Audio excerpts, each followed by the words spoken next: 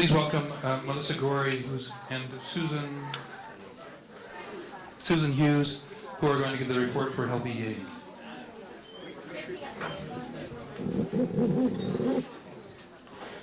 Hi everyone. So in our group we talked about kind of generally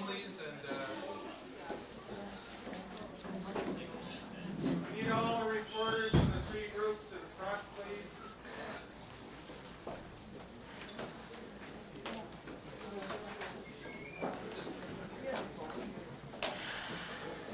So in our group, we talked generally about the role of law in protecting the environment and fighting climate change. And we went over the fact that although Canadians think that we do a good job and we have strong laws, we actually don't. And that we have things like no national air quality, water quality, and climate change laws in the country. And we talked about various ways that you can use the current law, but that there are a lot of barriers to using the existing instruments to protect your rights and protect the environment. And so one of the things, the main thing that we talked about is the opportunity to fight for what's called the right to healthy environment and getting that right enshrined in our Charter of Rights and Freedoms in our Constitution. And that we want to have that substantive right, the right to clean air, clean water, stable climate, legally protected, and so that we can create a balance of interests, not just economic and corporate interests, but also the right of people, Indigenous people, and the health of our communities. And that an important part is that we have the tools associated with that right, so the procedural rights of having access to courts to challenge decisions that you don't agree with, that don't protect the environment, to have access to information about what's out there, what pollutants are in the air, how are you being impacted. You might have, right now, we had a question about have your rights or been impacted, has your health been impacted by development? And we might not know. We don't know what's out there necessarily. And then the final one, having the ability to participate in decision making. So in the pipeline reviews and the oil sands reviews, that you're able to be there and indicate your concerns and provide evidence to inform the decision makers. And so there is a movement going on right now in Canada to have that right legally protected. And Susan with Health YEG is going to talk about what's happening now on the ground to make that possible. So it's really, the movement is about expanding the awareness of Canadians. The majority of Canadians, I think, have the perception that we do have environmental laws that are protecting us, and that is not the case. And so the movement, Health YEG is a nonpartisan group of individuals, including members of the Blue Dot movement. And that movement is a local grassroots movement across Canada, which is calling on municipalities across Canada to sign municipal declarations ensuring the right of citizens to live in a healthy environment. And to date, across Canada, 143 municipalities across Canada have in fact signed municipal declarations, including major cities like Toronto, Vancouver, and Montreal. Only 2 such declarations have been signed in Alberta, Camrose and Jasper. And so Health YEG is working in Edmonton. We believe that the city of Edmonton needs to take a leadership role in the province in the area of environmental rights. And as I said, it is really a task to expand the awareness of individuals in the city. We have met with some city councillors and administration, and they have told us that in order to get the Edmonton City Council to pass such a declaration, that we need to demonstrate that we have the support of a broad range of Edmontonians. And so what we are asking individuals to do, the first thing you can do is to discuss the whole concept of environmental rights with family and friends, neighbors. Secondly, we are asking individuals to sign the petition. The petition is here. Or online at bluedot.ca. Yes. It is, we do have a paper copy. You can also go to bluedot.ca and sign the petition there with your postal code, which will show Edmonton city officials that in the postal code range for the city of Edmonton, we have so many thousand signatures. We are also asking individual Edmontonians to email their city councillors or tweet their city councillors. I believe the email address is council@edmonton.ca. I think that will reach all city councillors and the mayor, asking that Edmonton City Council sign a declaration a municipal declaration recognizing the right of citizens. The other thing we're asking individuals to do, if you are a member of a community organization, to talk to your community organization. It could be a community league, it could be a church organization, some other kind of NGO, or a business if you're involved in a business in the city of Edmonton. Because we want to be able to go back to City Council and say we have these organizations supporting us.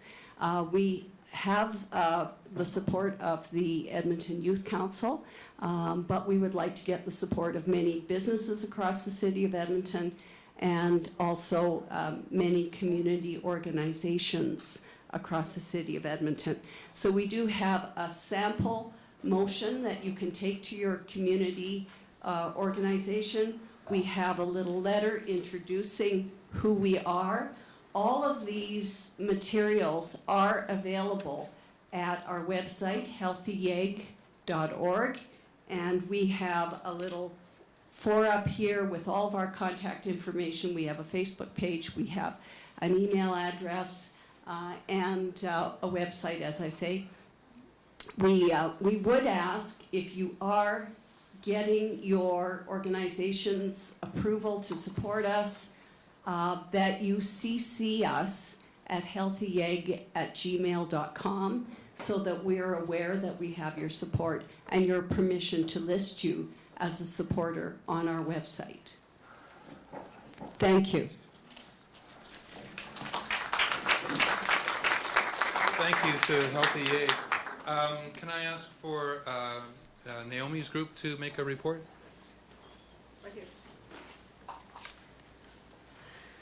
Okay, we were talking about what kind of government we would be looking for to help us with this change. And we had a lot of commentary on both activism and education. So some people were wanting us to target schools with education, and it was pointed out that right now they're asking for input on curriculum. So this is an area where we can be doing some activity as well, active as well. Education on how the economy can change. There's sort of an overlap here. A lot of focus was on the fear people have of an economy not focused on oil and gas. So how we can educate the public about envisioning that future. And part of that was also how do we teach people that they may have to do with this resource diet thing that we were talking about less. But one person brought up that urban farming might be an encouragement thing to people. If they see urban farming, they might not see the future in such negative terms. A lot of education in terms of the public in general. Dialogue brings people, let's see, I'm reading really scribbly stuff on here. I'm not very good at this thing. Now, on the activist front, we talked about trying to get a coalition that's going to sustain us with through elections and things where we tend to disperse into our different groups to try to keep the Earth Hour and the Earth Day going, to not let them fizzle out so that we can keep the momentum. Can't read everything here. Some people are talking about trying to get institutions which gave us more honest facts from the government. How to do that, I'm not sure, but that was something that was brought up. More honest facts, more honest information. So again, it's in the education area. Some films were brought up for good education. Cow. Yeah, cow. And then the other one was Before the Flood. Those two films were brought up. Oh, shoot. Let's see here. We need to focus as well, the fear of the future, focus on the benefits of climate, trying to go toward an economy which is less oil dependent.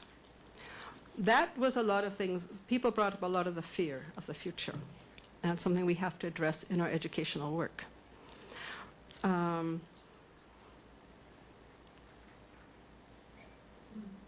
Okay, I think I've covered most of what I have here.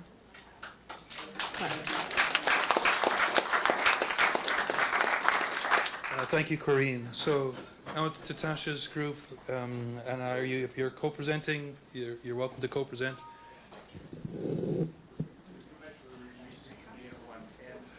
Okay. So after this presentation, lunch will begin, and the grannies, I believe, are going to perform at about 12:45, maybe a little bit later now. The raging grannies, that is. And what's that? And also the silent auction items.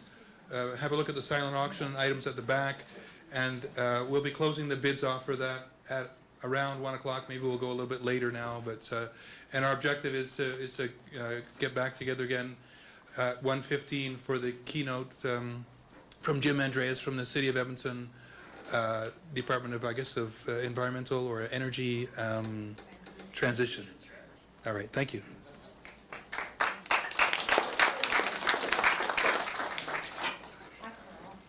Good morning. So I'm just... Speak right into the mic, please. That's all right. Hello. I'm just going to introduce our presentation for the plenary. So this portion is called Positioning for Transition. We heard from Titash Choudhury, ethnographer and geopoliticist.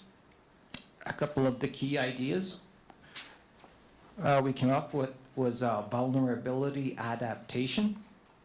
So I'm just throwing out a couple of phrases, and my colleagues are going to continue. A couple of other things: ecological fragility, with reference to the Sundarbans Delta, Bangladesh, Himalayan hydropower, and economic transitions and democratic risks.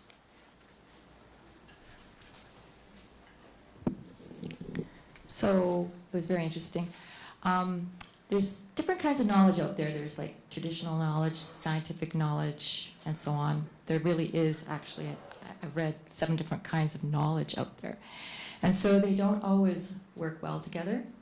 And there is also knowledge that's in a unique area. So you have knowledge from the north, knowledge from the south that's different as well. So there's all these conflicts actually because people are not communicating to each other in the same way. So what we were coming up with, and Riva's going to say some more about, is that communication is a real big challenge. I mean, we have communication problems in our own families. I know we do. So if we have all these differences, getting together with our knowledge and communicating that is probably our biggest challenge. If we don't work on that first, we are not going to go forward in the right way. So we have to know about each other. We have to come together and share our knowledge. So this is kind of what we were talking about. I think about, even the European idea that we have to conquer nature instead of being a part of it. So there's all these conflicts that we have to overcome to work together. I think that's all I want to say. And just to bridge, again, my name is Riva. Just to bridge off of Cheryl's point, we were actually talking about how these different knowledge backgrounds and the different value systems that you have, the different ways that we've grown up, it all gives us a different perspective and a different lens.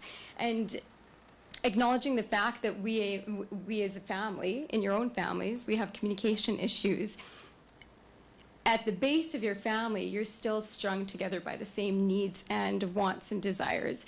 And so to sum it all up and to make it so simple to take this message away, it's understand that everybody around you is strung together by the same humanity. We all just have a different way of speaking to each other and different languages. So in these different backgrounds, make sure when you're speaking with people that you're communicating, finding out what their needs are, but also communicating to those needs. So we all are supporters here of a green movement. We all are the converted, as we called it before. But there are others who aren't our enemies. We're all people looking to live happy lives for our families, for our future. So remember that when you're speaking to each other, and instead of building walls, build bridges. And that sums it up. Thank you. And food, that's the thing I want to talk about next. So there's juice, water, coffee, and